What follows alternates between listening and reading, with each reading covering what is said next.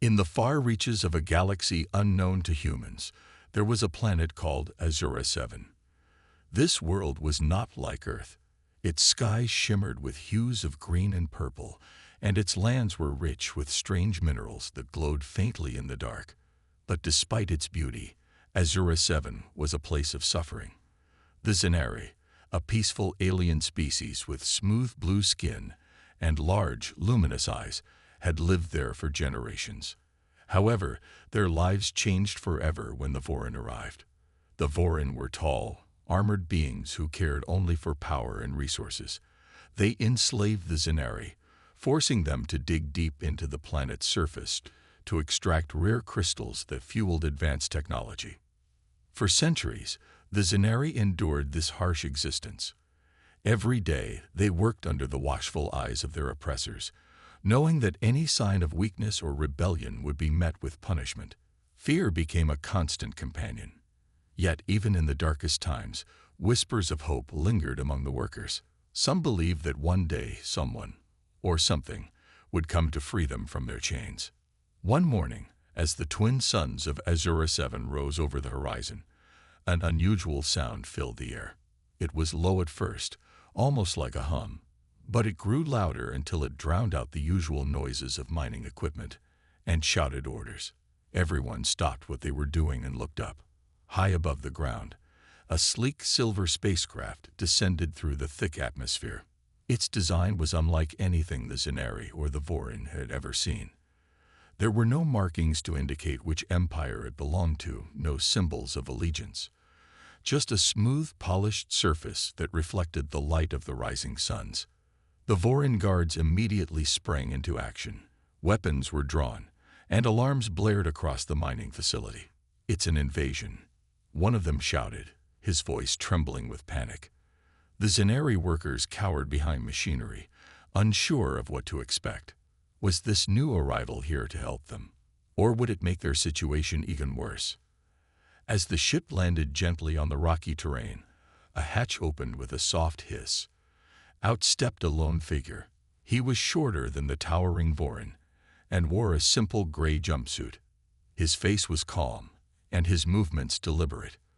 On his chest was a small tag that read *Daniel*. He looked around, taking in the scene before him. Dozens of weapons were pointed at him, but he showed no fear. Instead, he raised his hands slowly, palms facing outward. "I come, not to harm," he said in halting but understandable Zenari. His voice carried a warmth that surprised both the slaves and their captors. For a moment, silence fell over the area. No one knew how to react. The human. Here. How was that possible? Humans were primitive, weren't they? They weren't supposed to have ships capable of traveling so far into space. Among the crowd of Zenari workers stood Leela, a young female with bright, curious eyes. She clutched her brother Kale's arm tightly as she watched the stranger. Unlike many others, she didn't feel afraid. Something about Daniel's presence gave her a flicker of hope. "He's different," she whispered to Kale. Kale frowned, his expression skeptical. "Hope is dangerous, Lila. Don't trust him." But Leela couldn't look away. Despite everything, she wanted to believe that maybe, just maybe, this human had come to change their fate. Meanwhile, the Vorin commander barked orders, surrounding Daniel with armed guards. Though outnumbered, Daniel remained composed. As they led him away, he glanced back at the frightened faces of the Zenari. In that brief moment, Leela thought she saw determination in his eyes. Whatever his purpose was, it seemed clear that Daniel wasn't just another enemy. He was something entirely unexpected, and perhaps something extraordinary. The Vorin wasted no time in taking Daniel to their central command hub, a towering structure made of dark metal that loomed over the mining facility. The building was both imposing and cold, its sharp edges reflecting the harsh light of Azura 7's twin suns. Inside, the air was heavy with tension as armed guards escorted Daniel through dimly lit corridors. His hands were bound, but he walked with steady steps, his head held high. He didn't resist or speak unless spoken to, which only deepened the unease among the Vorin. At the heart of the command hub sat Commander Voreth, the leader of the Vorin forces on Azura 7. Voreth was taller than most of his kind, his armor gleaming menacingly under artificial lights. His face was stern, marked by jagged scars earned in battles long past. When Daniel was brought before him, Voreth leaned forward in his chair, his glowing red eyes narrowing suspiciously. "Who are you?" he demanded, his voice low and dangerous. "Why have you come here?" Daniel met Voreth's gaze without flinching. "My name is Daniel," he replied calmly. "I am human. I came alone." Voreth sneered at the mention of humanity. "Human? You expect me to believe such primitive creatures could build a ship like yours?" He gestured toward one of the monitors displaying footage of Daniel's sleek spacecraft. "You lie. You are spies sent by our enemies." Daniel shook his head slowly. "No, I'm not a spy. I came to learn." He paused, choosing his words carefully. "Your people took these lands from the Zenari. They suffer because of you. I wanted to understand why." The room fell silent. The Vorin soldiers exchanged uneasy glances, unsure how to respond to this stranger who spoke so plainly about things they preferred to ignore. Voreth's expression darkened further. "The Zenari are weak," he growled. "They deserve nothing more than what we give them. Their labor serves a greater purpose." "A greater purpose for whom?" Daniel asked quietly. His tone wasn't accusing, but it carried weight. "For you. For your empire. What gives you the right to decide their fate?" Before Voreth could answer, alarms blared throughout the command hub. One of the Vorin officers rushed in, panic evident in his movements. "Commander, there's activity near the mines. The Zenari, they're gathering." Voreth stood abruptly, his armored frame casting a long shadow across the room. "Impossible," he muttered. Turning back to Daniel, he snarled. "This is your doing, isn't it? You've stirred rebellion among them." Without waiting for a reply, he signaled for 2 guards to drag Daniel away. "Lock him up," Voreth ordered.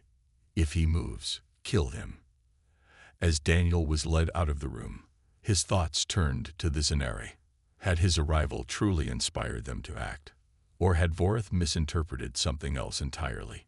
Either way, Daniel knew his presence had already begun to shift the balance of power on Azura 7.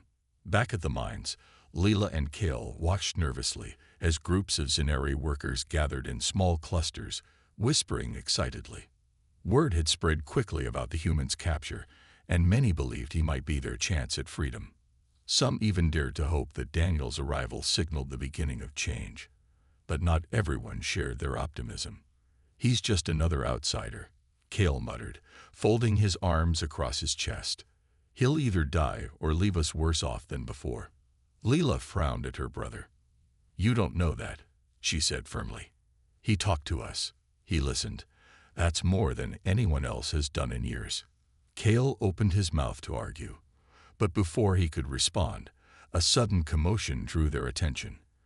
A group of Vorin guards marched into the mining area, their weapons drawn.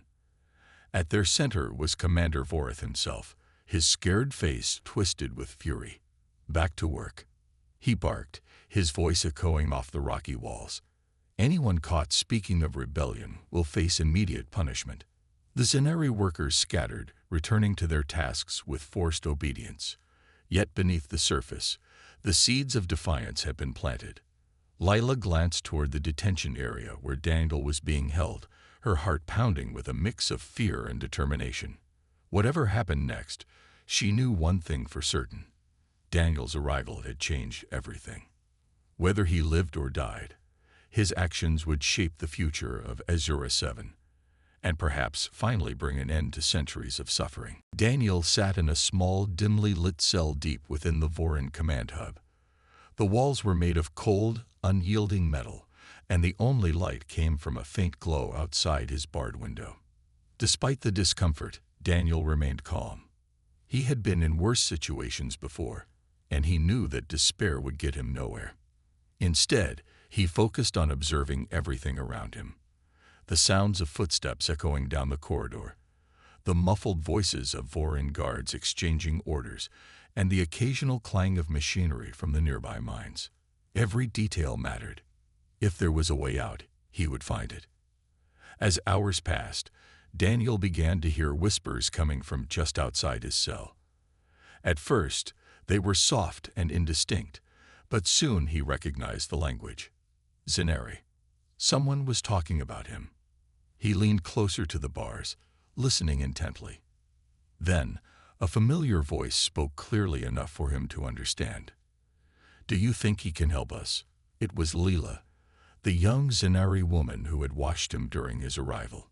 Another voice replied, this one deeper and more hesitant. "Help?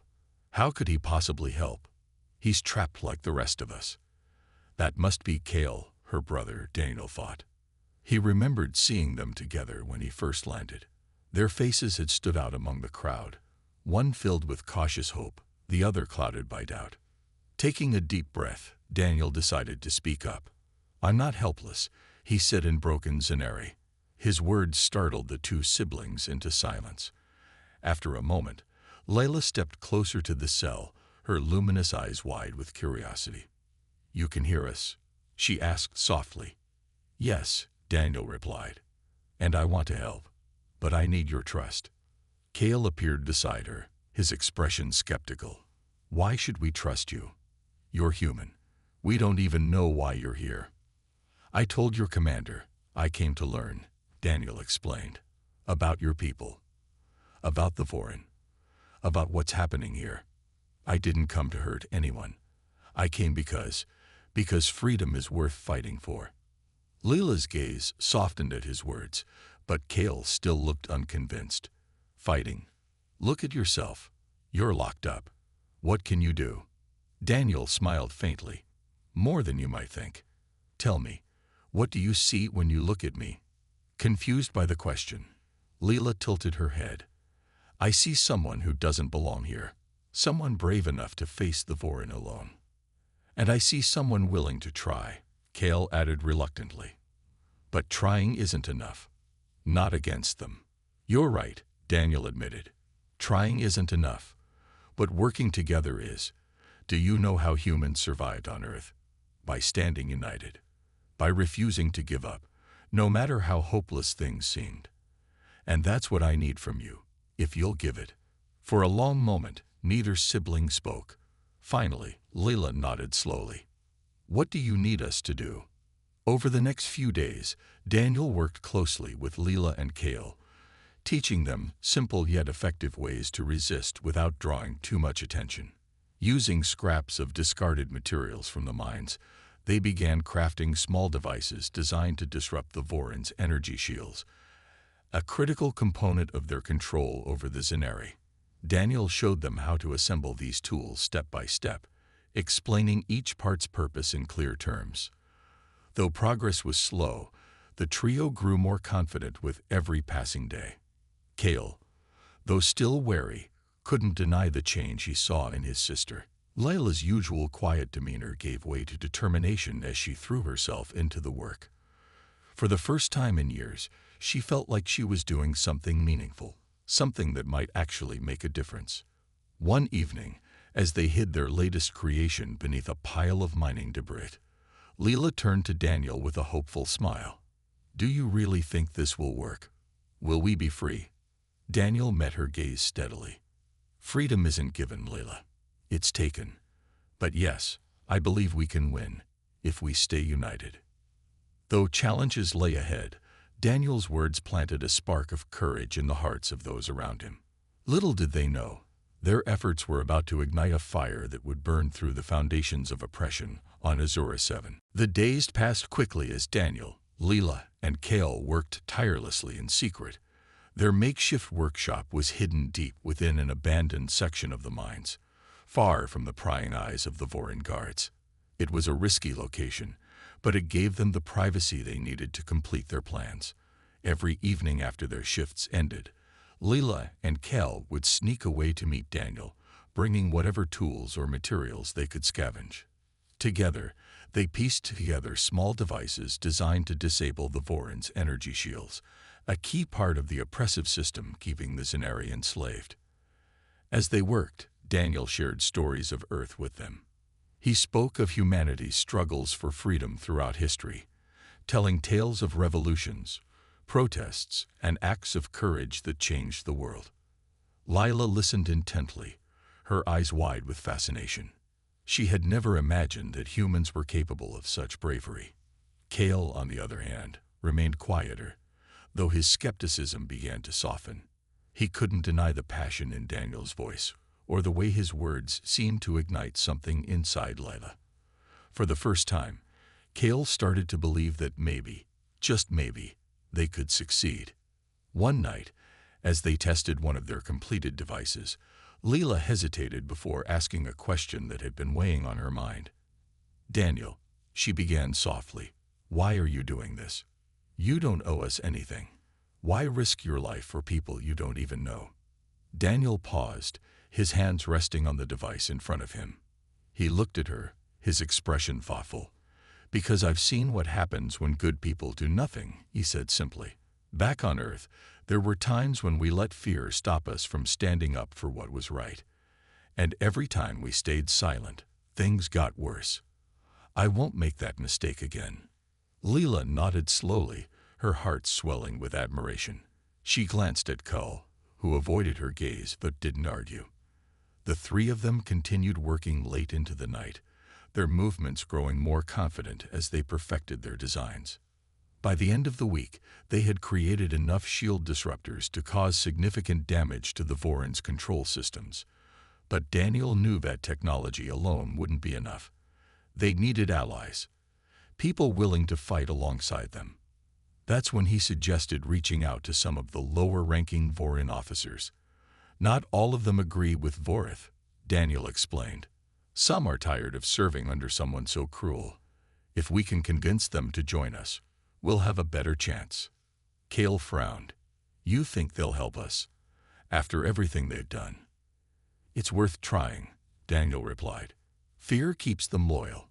If we show them another way, they might choose it." With Lila's help, Daniel identified a few Voron officers who seemed less harsh than the others. Late one night, Lila approached one of them, a young soldier named Trelk, and cautiously handed him a note written in basic Zenari. The message invited him to meet with Daniel in secret. To everyone's surprise, Trelk agreed. When Trelk arrived at the meeting point, he found Daniel waiting for him, flanked by Lila and Cale. At first, the Voron officer was defensive, his hand hovering near his weapon. But as Daniel spoke, explaining their plan and offering a chance for change, Trelk's stance relaxed. "Vorith's rule has brought nothing but suffering," Trelk admitted quietly. "If you're serious about ending this, I'll help however I can." With Trelk's support, their rebellion gained momentum. Over the next several days, more Voron defectors joined their cause, bringing valuable knowledge about the Voron's defenses. Slowly but surely, a fragile alliance formed between the Zenari and their former oppressors.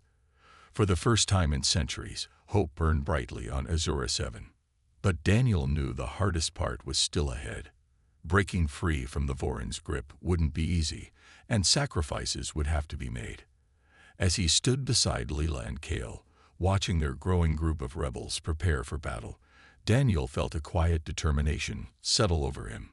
Whatever happened next, he was ready. The rebellion was growing stronger with each passing day, but time was running out. The Voron had begun to notice strange activity around the mines. Missing materials, unusual gatherings of workers, and even whispers of dissent among their own ranks. Commander Vorith, ever suspicious, tightened security across Azura 7. Patrols doubled, curfews were enforced more strictly, and anyone caught acting suspiciously faced severe punishment. Despite these measures, Daniel and his allies pressed on, knowing that waiting any longer would only make their situation worse. Daniel gathered the leaders of the rebellion, Lila, Cale, Trelk, and a few trusted Zenari workers, in a secluded cave hidden beneath layers of rock. It was damp and cold, but it provided safety from prying eyes. Around them lay scattered plans, maps, and prototypes of the shield disruptors they had built.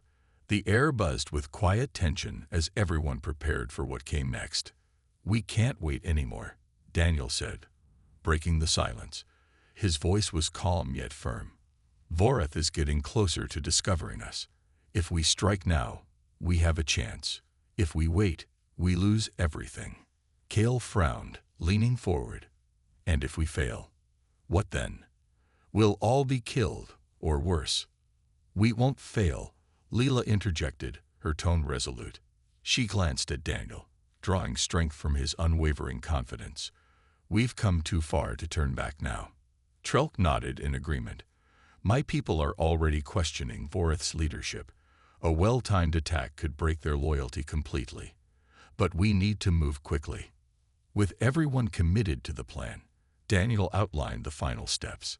They would launch a coordinated assault on 3 key locations: the main power core that fueled the Voron's energy shields, the communication tower used to coordinate patrols, and the central command hub where Voreth himself resided.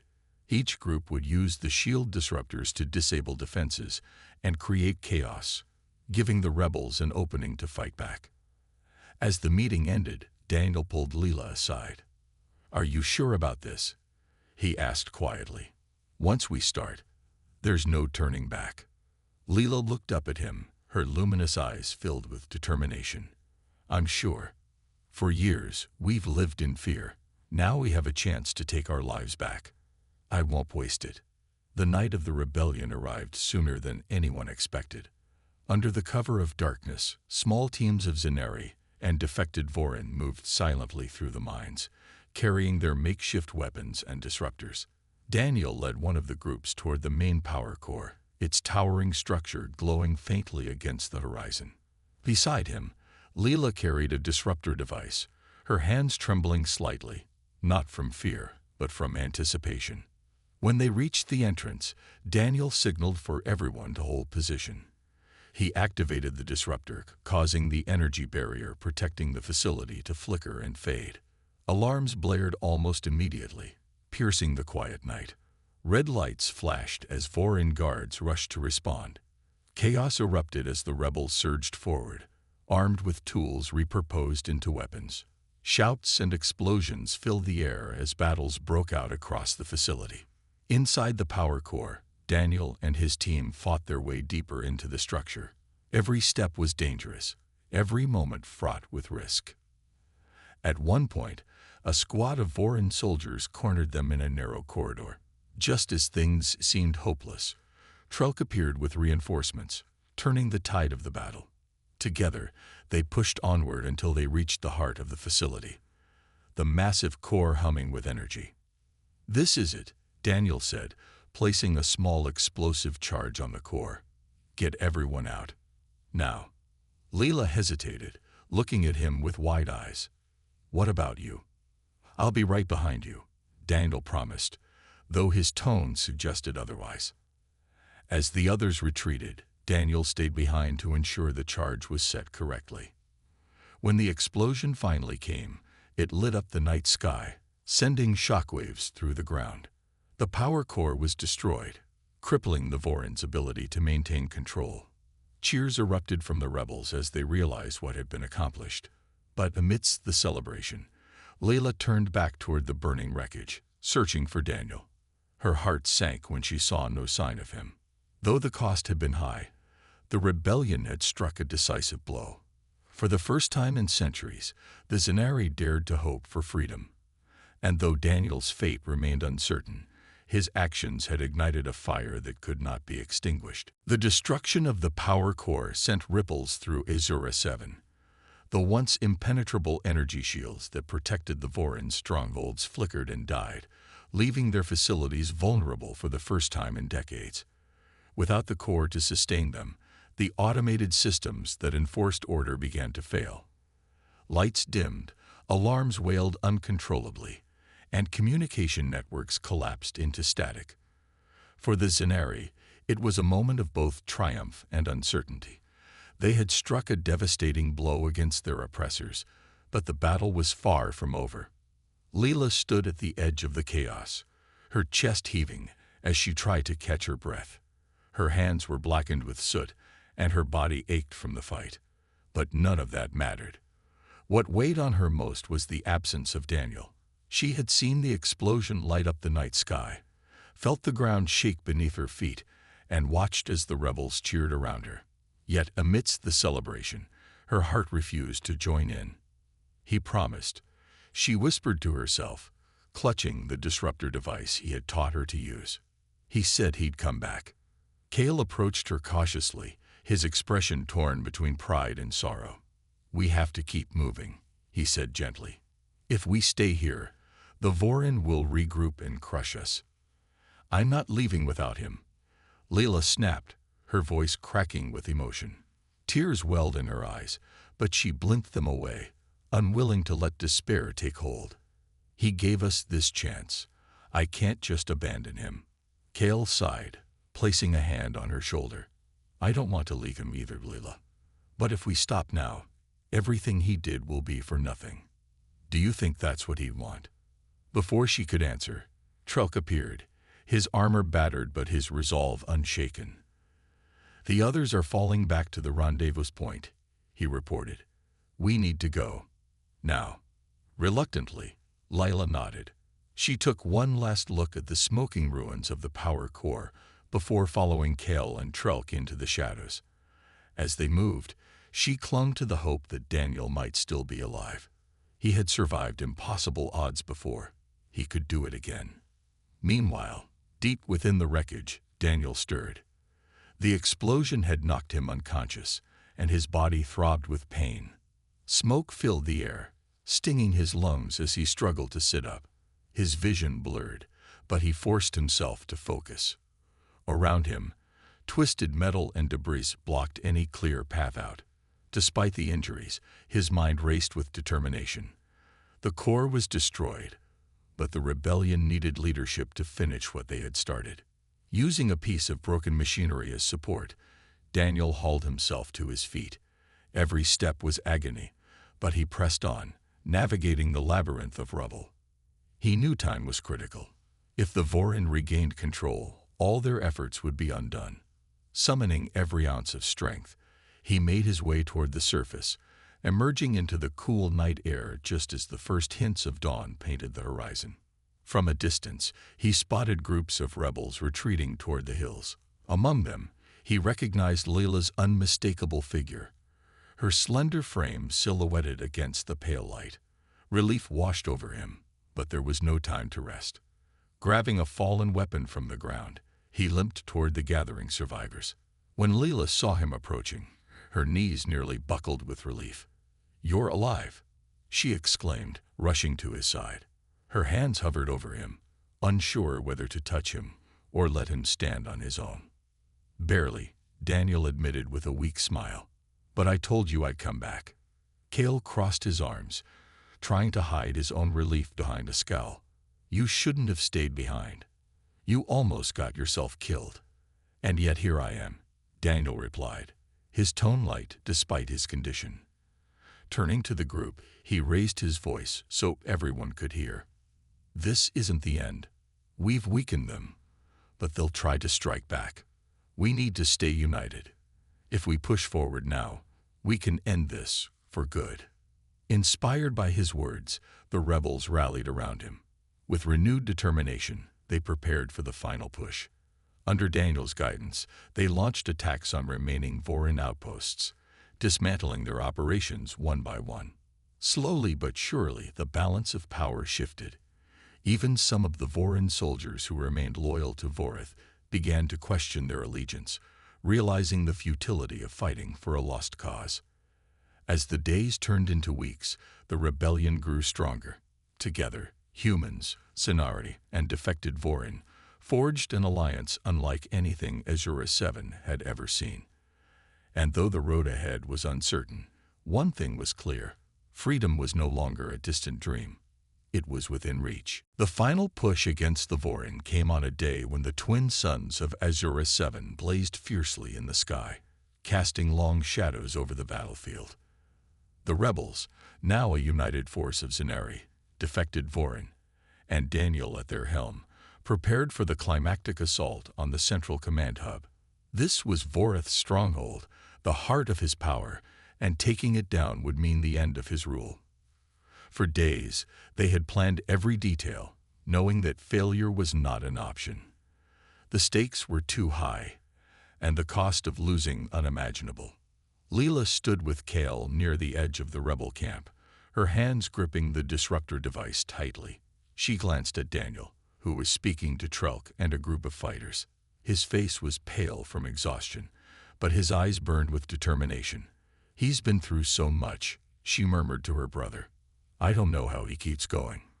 Kale shrugged, though his expression softened. "Maybe that's why he's here, to show us we can keep going too." As the rebels moved into position, Daniel addressed them one last time. "This is it," he said, his voice steady despite the chaos around them. "Voreth will fight hard to keep control, but we're stronger together. Remember why we're doing this. For freedom, for justice, for everyone who's suffered under him. Don't let fear stop you now." With those words, the attack began. The rebels surged forward, armed with weapons crafted from scraps and tools repurposed for battle. Shield disruptors disabled the energy barriers protecting the command hub, giving them access to the heavily fortified structure. Explosions rocked the area as the Vorin defenders fought back fiercely, unwilling to surrender their hold on Azura 7. Inside the command hub, the air was thick with smoke and tension. Voreth himself took charge of the defense, his towering frame striding through corridors as he barked orders to his soldiers. When reports reached him that Daniel was leading the assault, his rage boiled over. "Bring me the human," he roared, gripping his weapon tightly. "I'll crush him myself." Daniel anticipated Voreth's anger and used it to his advantage. He led a small team directly toward the commander's chambers, knowing that defeating Voreth would break the Vorin spirit. Along the way, they encountered heavy resistance, forcing them to fight tooth and nail for every step.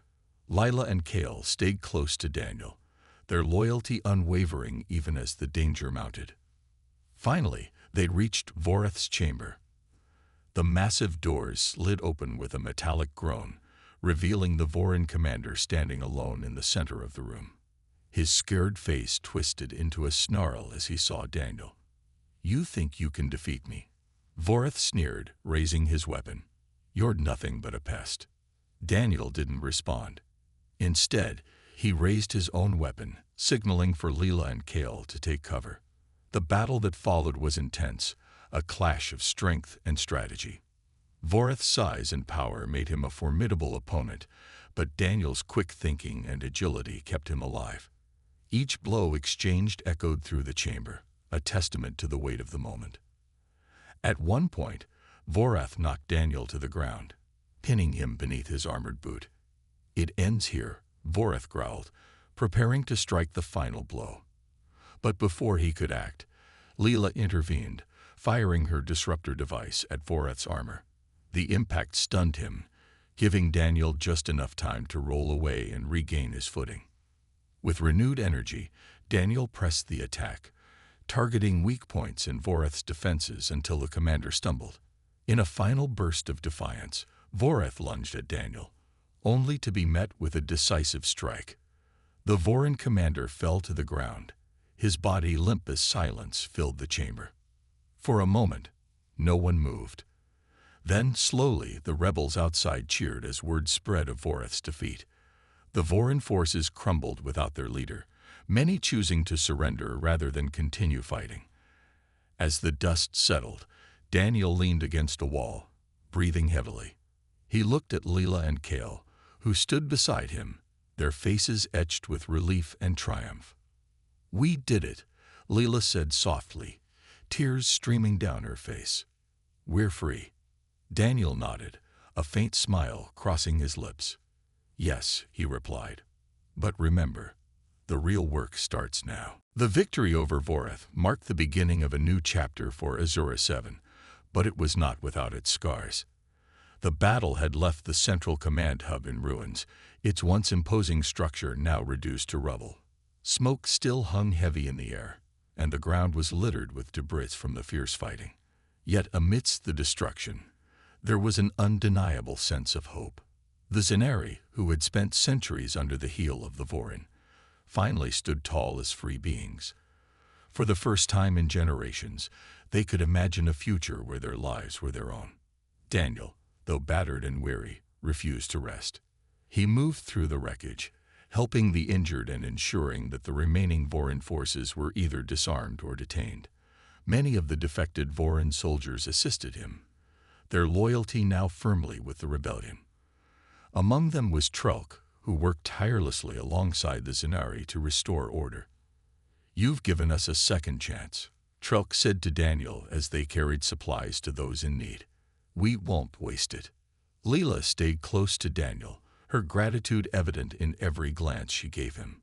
She had seen firsthand how much he had sacrificed, not just in the final battle, but throughout their struggle. Yet even now, his focus remained on others. "What will you do next?" she asked him one evening as they sat together near the edge of the camp. The twin suns were setting, painting the sky in hues of orange and pink. Daniel looked at her, his expression thoughtful. "I don't belong here, Leela," he said gently. "My job was to help you take back your freedom. Now that you have it, I need to leave." Leela's heart sank at his words. "But where will you go? You can't just disappear after everything you've done." "I'll find my way," Daniel replied with a faint smile. "There are other places in the galaxy where people might need help. That's what I do. I go where I'm needed." Though she didn't want to accept it, Leela understood. Daniel wasn't meant to stay in one place. His purpose was to inspire change wherever he went. Still, the thought of saying goodbye filled her with sadness. "Will we ever see you again?" she asked quietly. "Maybe," Daniel said. "But even if you don't, remember what we fought for. Freedom isn't something you win once. It's something you protect every day." As the days passed, the rebels began rebuilding their world. Under Lila's leadership, the Zenari started repairing the mines, transforming them from symbols of oppression into sources of prosperity. Kale, no longer the skeptical brother he had been, became a key figure in organizing the newly freed workers. Together, they worked to create a society based on cooperation and equality, drawing inspiration from Daniel's teachings. For their part, the defected Vorin sought to make amends for their past actions. Led by Trelk, they offered their skills and knowledge to aid in the reconstruction efforts. Though trust between the two species would take time to fully heal, the shared goal of building a better future helped bridge the gap. One morning, as the suns rose over Azura 7, Daniel prepared to leave. A small group gathered to see him off, including Leela, Kale, and Trelk. Leela handed him a small device, a beacon designed to transmit signals across vast distances. "If you ever want to reach out to us, use this," she said, her voice trembling slightly. "We owe you everything, Daniel. Don't forget us." "I won't," Daniel promised, tucking the beacon into his pocket. With a final nod to the group, he climbed aboard his spacecraft, its sleek surface gleaming in the sunlight. As the engines roared to life and the ship ascended into the sky, Leela raised her hand in farewell, tears streaming down her face. The spacecraft disappeared into the horizon, leaving behind a planet forever changed by one man's courage and compassion. Azura 7 was no longer a world of fear and despair. It was a place of hope and possibility. And though Daniel was gone, his legacy lived on in the hearts of those he had inspired. They had taken their freedom, just as he had taught them, and they would guard it fiercely for generations to come.